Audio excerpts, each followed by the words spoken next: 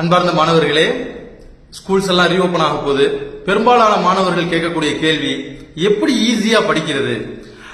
நம்ம பெரியவங்க நிறைய சொல்லி கொடுத்துருக்காங்க அதுக்கான மெத்தட்ஸ். அதுல ஒரு மெத்தட் நல்லா மனசுல ஞாபகம் வச்சுக்கோங்க. இப்போ ஒரு பழம் இருக்குது, ஒரு ஆரஞ்சு பழம் இருக்குது. அந்த ஆரஞ்சு பழத்தை அப்படியே கொடுத்து நீங்க சாப்பிடுங்கன்னு சொல்லி சொன்னோம்னா நம்ம என்ன பண்ணுவோம்?